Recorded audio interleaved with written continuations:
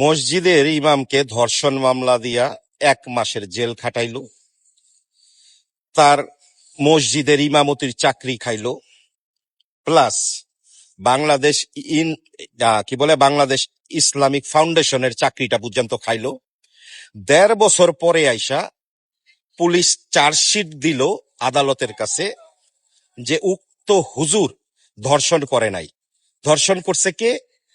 যেই মেয়ে ধর্ষিত হইছে তার আপন বড় ভাই, এবং সেই মেয়ের পেটে যে বাচ্চা হইছে সেই বাচ্চার ডিএনএ চেক করে পাওয়া গেছে সেই বাচ্চার বাবার ডিএনএ এবং ওই মেয়ের বড় ভাইয়ের ডিএনএ মিলে। বুঝতে পারলেন ঘটনা? এই ঘটনাটা ঘটছে ফেনীর পরশুরাম উপজেলায় 2024 সনের 24শে নভেম্বর।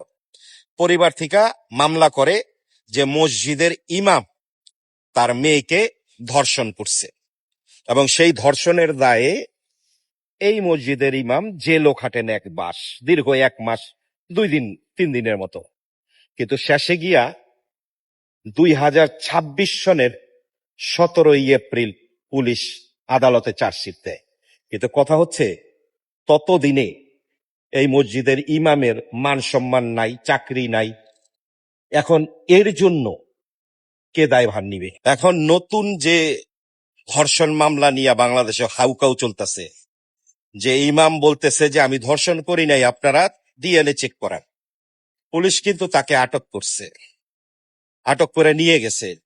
এখন কথা হচ্ছে, 1 বছর পরে যদি চার্জশিট পুলিশ আদালতে জমা দেয় যে এই হুজুর যে ধর্ষণ করে নাই, তাহলে আমার কথা হচ্ছে এখানে যে দিনের পর দিন সাধারণ হুজুরদের এইভাবে যারা ভোগান্তির শিকার করবেন তাদের কি বিচার হবে না? 1 বছর পরে চাকরি হারাইলো, সাজা খাটলো, এখন ওই মেয়ের বড় ভাই জেলখানায় আছে।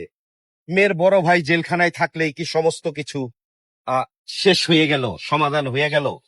নিশ্চয়ই না।